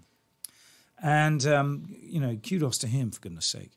And so it was released and became a huge hit. And then we did the DVD, the film version of it. Again, a huge hit. And my character, for one reason or another, was very much a fan favorite. The producer actually took me aside one time and said, by the way, you should know this. I know Alucard's the main character here, but we're getting an awful lot of fan mail about your character. Wow. And you are definitely, if you're not number one character, number two in our favorites, it seems. I'm like, oh, that's good. I mean, in my show, when you're at the autograph shows, when you're at the anime, I mean, the fans come up and just tell you how great that character is? Yes, they do. They do. It's a bit old school now. Remember, it's from the mid 2000s. Yeah, right. 2018. But it still has longevity. People come up and they go, "Walter's in the house," and then it gets around that Walter's in the house. Wow! And they go, "We didn't know you were here." Oh my God, you are here! Oh my God, it's Walter! I've had a couple of lady fans literally go, I call it going guppy, where their mouth just goes up and down and they can't speak. Wow. Yeah, like that. And they can't speak, and I say, please take a seat. I typically have sit down and get some breath. It's okay. I'm just a human. Would you like a photograph with me? We always end up with that. Yeah. I always come around to the front of the table, and I always do. You've got to do that for the fans because they love you. And that's great. And they really invest. They love it so much that they'll spend money on coming to these conventions and dressing up in characters. And I can't. I mean, it's my personality, I suppose, but I embrace that, and I geek out with them, and take pictures and put my arm around. If that's okay, I'll put my arm in and say, "Sure, yeah, please." Take a picture. And could you check that you got did you get a good picture? Just make sure. If you didn't, we'll take another. That's really sweet. And they love it. And I should just, when I go to these autograph shows, I really should do more publicity about it, because it's normally a case of we didn't know you were here. Wow. And I need to bump that up. I mean, it is an old character, an old series. But it's a cult series. It's kind of a cult, just like Akira, It really is. I mean, I don't have I have other credits, yes. But I mean, moving to Michigan in 2008 and returning in January of 2016. 8 years later? Took me out of the manga and anime loop. I hope to be doing actually some recording work tomorrow, Thursday, is it? With Todd Haberkorn, who is a big name in the industry, directing but also voicing, and I'm getting more back into it because I do have a facility with my voice, and doing all my audiobooks and all the characters that I do for my audiobooks.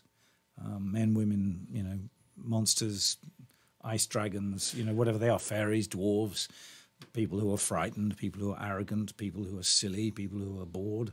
All of these, you have to create those characters. And, I can do that.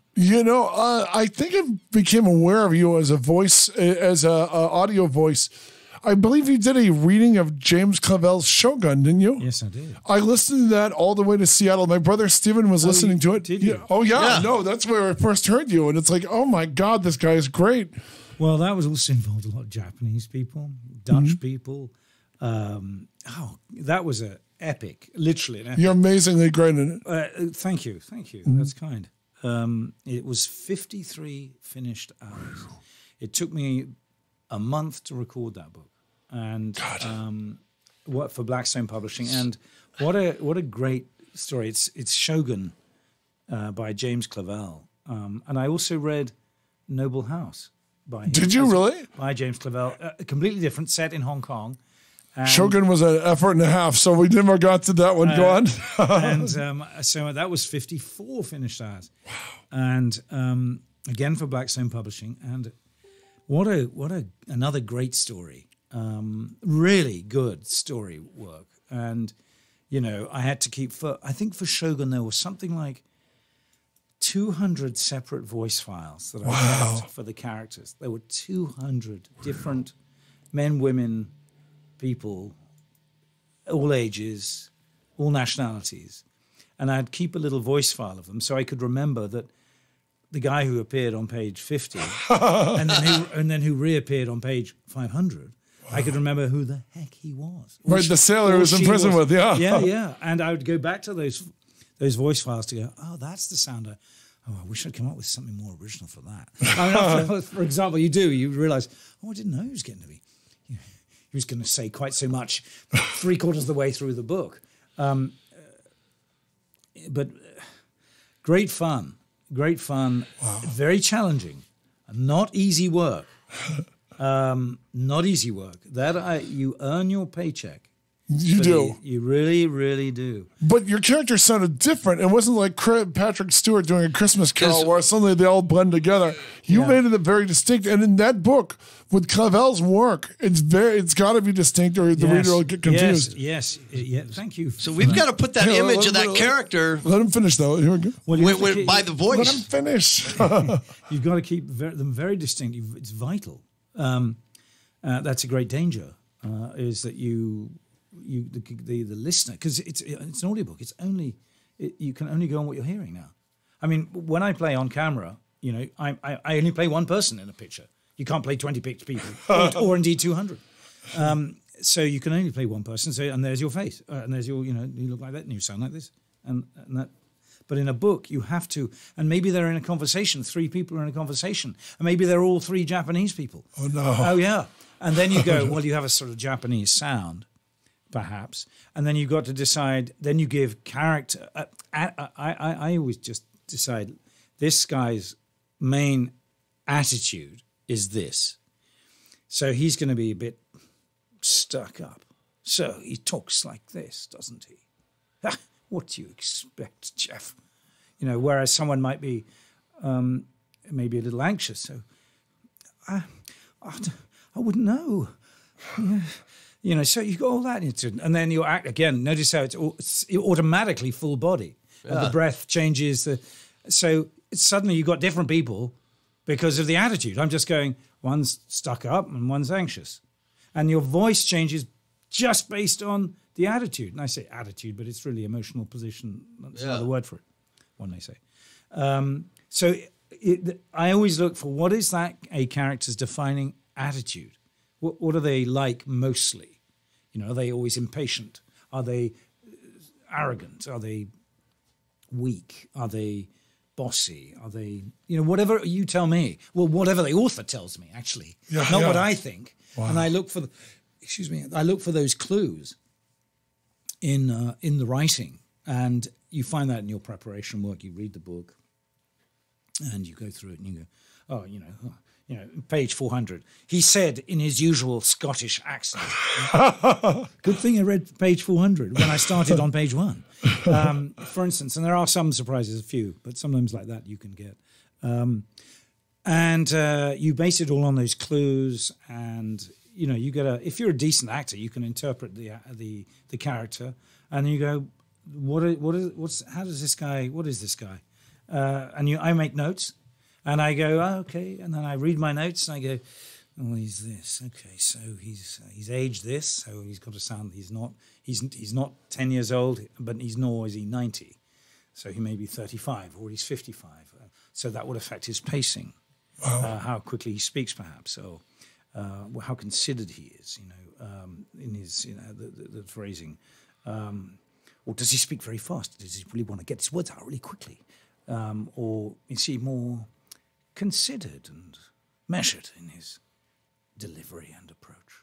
And that, so you haven't even said one thing yet about, he spoke with an accent from central England, because all of that is based on attitude and age, and you're creating a voice before you've even begun with accent. Then you add an accent, perhaps, if you so choose or have the capacity to do it. And my accent work actually isn't all that good. It's okay, but it's not great. I've met many audiobook narrators who are splendid. I mean, really great. I bow down to them. I do a broad Scottish. I do a broad Irish. It's a mangle of every Scots that I've heard. But I then add in those other elements, attitude and age and all these other things, and that conveys a different Scot from, say, two Scots talking in the same bar. So two Scots came do you into have to a figure bar. this out yourself, like when you're doing, to get through 2 pages, okay? Mm-hmm. Or have one chapter. Mm-hmm. Could that take a day, a couple days? No. A few hours? No, it depends. I speak only for myself, but a broad rule of thumb is that one finished hour of recorded audio takes something like 2 studio hours, let's just say. It depends how difficult or easy the book is. A difficult book, which may have very difficult phrasing or long... I mean, I also do non-fiction, scholarly works. And these scholars, these writers, professors of this and professors of that, write sentences that are full of complex vocabulary, which is great. And they're also paragraph-long sentences with subclauses and subclauses. Right. So that can be difficult to read. And maybe they involve lots of foreign names in them. It's actually very easy to do some fiction because characters are talking, you've got the characters established, you know how they speak, their patterns, and there's you've got the phrasing there written out, and if it's well written, that's great help to a reader and a narrator. It's very fluid, it flows well. Some writers don't write fluidly, and it's you stumble, have to press pause, go back, record in again. It rolls in. It's called punch and record. These are technical terms of how we record. Typically, how people or narrators record. You make a mistake. You say dog instead of cat.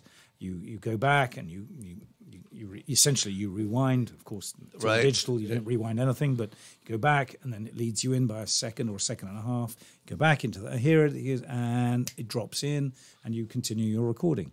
And that's called punch and roll. Wow. A punch record. Really? And so when you make a mistake or your stomach grumbles or you say dog instead of cat or belch. whatever it is, you belch or you just stuff happens or a noisy aeroplane goes overhead or a helicopter.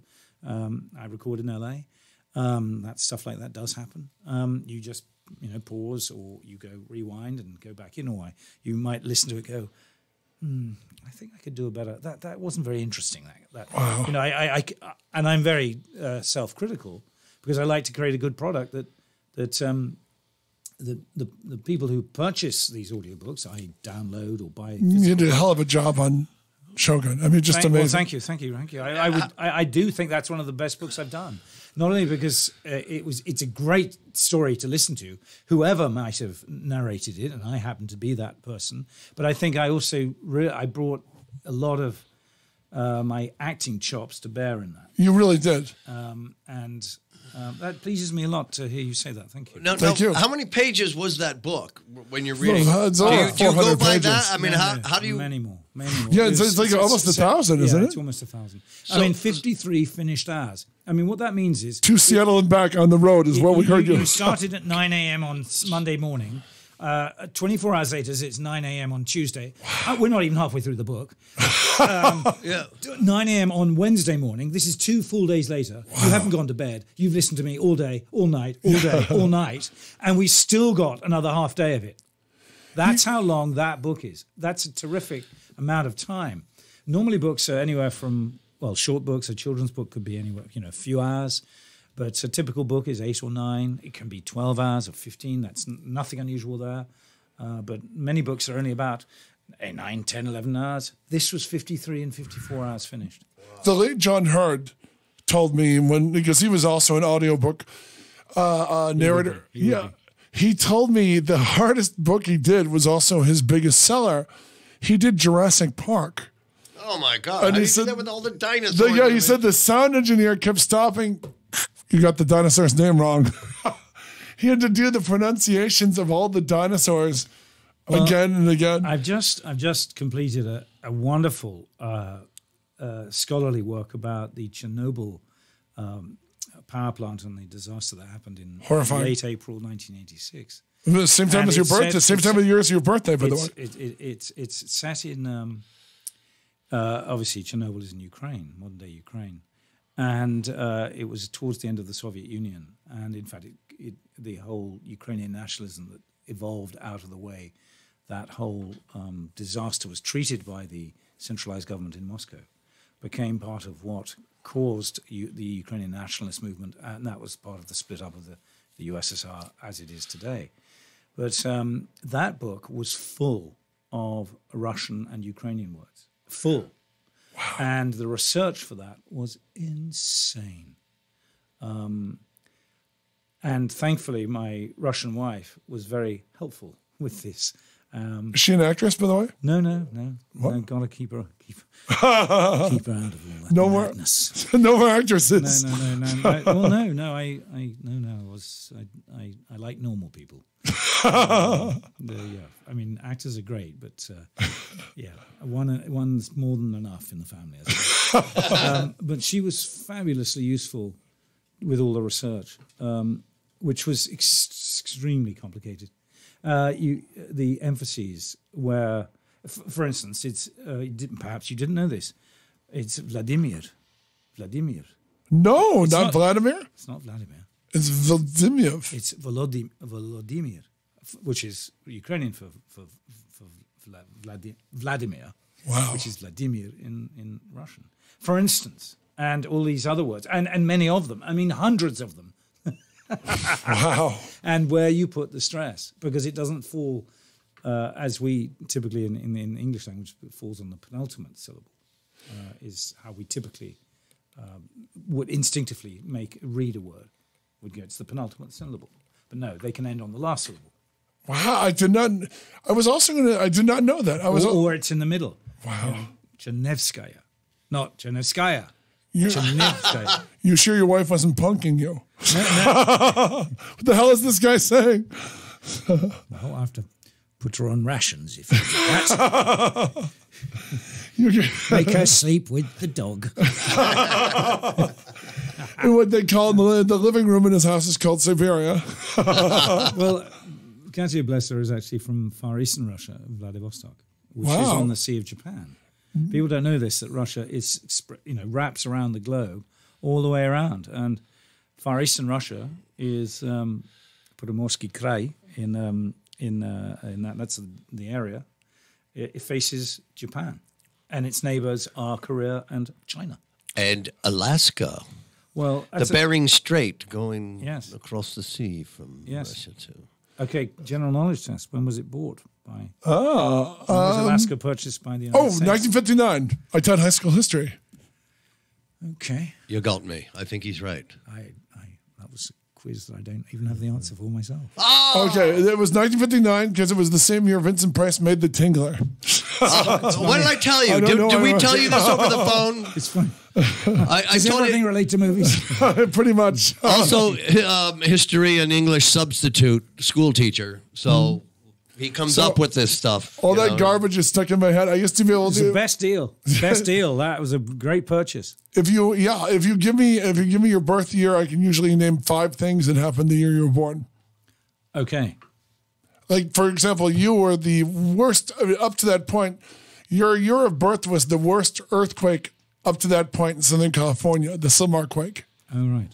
And H.R. Puffin stuff was on Saturday morning. So you have the literate and the Bugaloos. subliterate. By the way, to give you... The double-deckers. Don't get him started. Once you mention Jenny Allgutter, he's going to start talking about Logan's Run. Agatha. Agatha, you mean? Yeah, is that a real name? Jenny Agatha. Yeah, oh, yeah. Is that... No, you're mispronouncing it. We Americans call her Allgutter. She's that sexy girl. Please tell me you met her. Oh, sadly, not.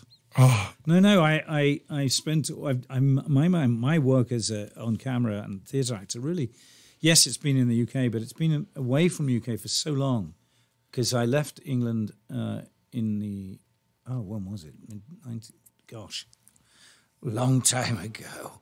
And I really developed most of my stagecraft and certainly all my own camera here in the United States.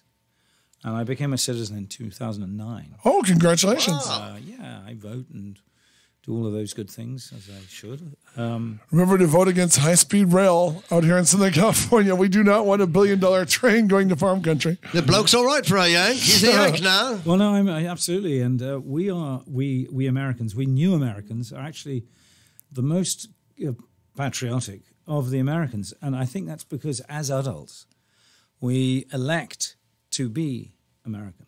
You were born American. I chose. This is true. Yeah. By the way, and as a thinking adult, I chose to be an American. By the way, that's respectable. That's so in some ways the people who I went to my swearing in ceremony. I was surprised at myself how emotional I became. Did you cry? I think I may have. There's no shame in that. Yeah. No shame at all. No shame at all. So you shed a tear? I shed a tear. I was caught up in the moment of it, absolutely. And I as I raised my hand and swore the oath of allegiance and took citizenship with all of these. There were some 40 plus other nationalities in that room. And It was just splendid. There we all were becoming Americans. And this is why immigration reform here in this country is so vital. We must embrace, not push away, our immigrants. They are the lifeblood and have always been the lifeblood of this great nation. So remember, when England tries to take us back, you've got to help us fight them.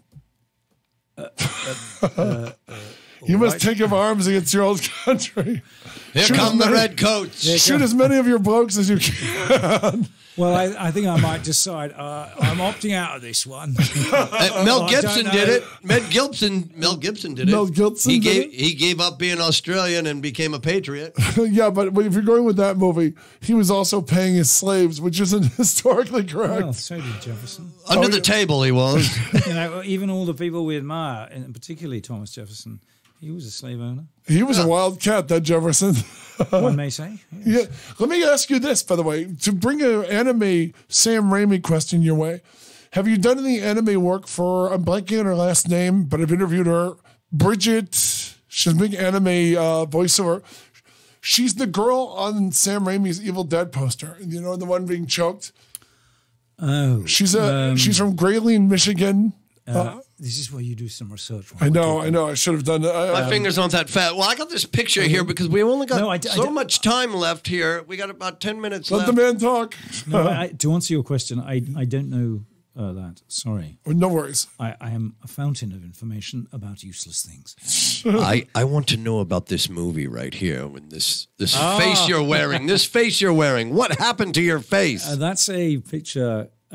Sure. A picture that was released. It's available on DVD. It's called Headhunter, and it's one of the early things I did in LA. And I play a character that's dead actually, and he appears on and off. Normally looking more like I do, without my makeup on there. But that image is him he was lying face down in a river for a week. Oh wow! And he's talking to this character who's not haunted by this woman who's coming back to reclaim her. Bridget Hoffman, that's the girl. You have to have worked with her. She has a lot of anime. Okay, good, Bridget. Hello, Bridget. But to go back to Headhunter, that's just a picture from that, and that's in your. I think is that on your Facebook? Yeah, page? yeah. Yeah, that one is up there. That's just one of. I mean, if people go to my IMDb, I mean, there's just stuff, and more stuff. And that was a picture I did in the early 2000s. Oh. Called Headhunter. Headhunter, good title. Now, And there's a clip of it actually up on my IMDb as well. I've posted some clips from movies. Just to... 2 pirate movies. This one here, you have Yes. long hair and modern day Oh, pirates. Seamus. And they... Yeah. That is... I wouldn't want to mess with Well, any of the crew. let him talk. Let him he talk. was so much fun. Irish character, that one. Wow. And a henchman to the number one guy there. It's a children's movie, young adult movie. Lots of danger potential and threats, and nothing bad happens, and the good guys win. And it was it was the Mickey Madsen series, and this is the second in that franchise. I think they've done 2 or 3 in that series. And I played Seamus, and a fun, rollicking Irish character, sort of mean Irish guy, Just fun, just silly stuff. Is it more fun to be the main baddie or the suck-up bootlick? Oh, there's so much fun playing either. It's just a laugh. Whatever you, I mean, I say that. Even when you're playing someone who's absolutely terrible human, but it's fun to inhabit a role, and you're blessed with the role that you're given. So if it's more appropriate that I play this role and someone else play that, because maybe that, I mean, this may not sound right, but I'm not a bad actor, and sometimes I'm given the more difficult roles because they know I can carry them off. Wow. And, they might give me a smaller part, but a more difficult part, a more interesting, intense part, because I can play it. Yeah. The Talking Corpse would be a challenge for anybody. Whereas I can, I could play the bigger part, but they haven't got the actor, or they can't afford the actor to play the part that they need to have some maybe is more challenging. And so again, it's I would. You asked me which one of those I would play? Yeah, or would prefer to play. Well, I'd prefer to play either of them. Whatever the director decided was best for the project, that helped it best, that was best applied my skill set as a character actor. And I think I'm more of a character actor than I mean, I could play a leading man, but frankly, leading men are largely very, very boring. Wow. Yes. Making. I mean, Gary Oldman is another huge, huge hero of mine. In fact, the Herod role was partly channeling some of his work. Oh. Yeah. I believe he played Herod once too, didn't he? I don't know that. Yeah, I wouldn't be surprised. What about the Pirates of the Caribbean? Were you a pirate on the crew, or you were an English soldier? No, I wasn't. I was actually I did some ADR, additional dialogue recording on that picture. Wow, you did Wild Lines. I did Wild Lines. In fact, all of the scenes where the Sparrow character is about to be hanged, and the hangman, the big burly guy on the scaffold, he's thumped in the stomach and then tossed off the scaffold by the good guys coming to rescue Sparrow, and all of him is me. Wow. Whatever, that was called a solo. But the rest of the time we're walking around a mic at the Disney studios, whenever we want, doing the ADR work, and we be doing, it's background. ADR is background noise. The background sound, it's not noise. It could be noise. It might be. Could be additional lines. Could be anything. But I remember we'd be doing the background noise for a pub. The main characters are in a pub and talking, and we need some nice, authentic, pubby sort of background sounds. So we would be standing. There would be a mic hanging from the ceiling, and we'd walk around it in a circle, going, So legs like this. We're all just walking, all of us, all like 10 guys, or 7 or 8 of us, just walking around, sort of burbling away to ourselves. I would have never guessed. And it sounds just like, a pub. And that's how you do it's movie magic, everyone. How much we learned, Patrick. Yeah, you're And amazing. that was ADR. And I did a day on that, and there was so much screaming, that day, piratey screaming. I came away, I think I had almost no voice left after that one single day with Disney. Wow. ADR and Pirates of the, as we say, Caribbean. Yeah. My friend Ron But I'm still getting Batista, residuals. When for we that. go to Disneyland, let's ride on the Pirates of the Caribbean. the parents of Don't the... say Caribbean. Yeah. Well, you didn't even say pirates. You said You don't- parrots. Pirates. My friend Ron B, he did like Wild Lines and like Fury Road and stuff. Every time you have like an Australian movie, he comes in and does his Australian or English accent because he's, Yeah. I audition regularly for actors that need to be replaced because they have they don't want to bring them back to America for 1 line or 5 lines. So they hire an actor that can sound very close to. And I did some work for Andy Serkis. Did you? Oh, man, the greatest Another- physical actor. Where'd you double him on? Some wild lines that I had to replace for him for a movie he was in. This was, I think, after Lord of the Rings 1. Oh, so probably 13 going on Yes, 30. exactly. In fact, it was for that. And I have a credit in that movie as a result of Wow. doing replacement lines for him. Congratulations, And, ADR, man. That's cool. If I was to replace anyone, him, again, one of my heroes. You're in great company. I've seen him he did a movie about the British punk artist Ian Dury and the Blockheads. And he Ian played Drury. We were just talking about played that. Ian Dury. Please go and see that. He is absolutely wonderful in that. Sex and drugs and rock and roll is all my brain and body need. Bam, bam, bam, bam, bam. Well, Every anyway, bit of we I had his guess. We album, gotta New guess. Boots and Panties. One of my favorite albums of all time. Yeah. Did you do Dracula? And when you did the Dracula video game, did you play Dracula? No. Well, how could you not do Dracula? Oh, look, we got 2 minutes. We need to plug this guy. How can our fans Ralph follow Lister, you? How can your fans follow you Well, through this? They can follow me on Instagram. It's strangely enough my name. That is at Ralph Lister or some combination of that. And you'll see there's tons of pictures of me there. And obviously my Facebook site page. Oddly enough, it's again Ralph Lister. Twitter at Ralph Lister. How do they follow you with audiobooks? Well, they just Google me if they want to. Just Google? Okay. That'll find me. I'm all over the internet as an audiobook narrator. I'm all over the internet. Hey, Ralph, you were a delight. Thank you for your story. I think you're one of the most interesting and educating guests that we've had on our show. Your Really mi- nice here. You're your welcome mind to and come back anytime. Your mind and your accent classed up the last 2 hours. I'm delighted. No, it's been absolutely lovely spending this time with you all. And the Jeff Sargent Show has been sponsored by the New York Bagel Company and Pacific Wine Merchants Tell and Jamal we Cigar sent you. Exchange. We'll see you Friday. Thank you, gang. We're not on tomorrow. We're on Friday. See you then. All right. Wow. Hey, Ralph. Are Thank we you. out? But We we're are. still going here. I wanted Oh. to ask you. Was that how was that? You were fantastic, How are man. you with sword work?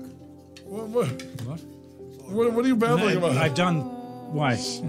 I mean, sure. Yeah, What? I want. What? Yeah, I mean, I've done stage sword yeah. fights. Hold this. You- We'll just do a shoulder, head, shoulder, shoulder. Jesus. Tap, deflect. Okay. He was oxygen deprived as a baby. I'm sorry, Ralph. You scallywag killed Please. my family. Oh, God.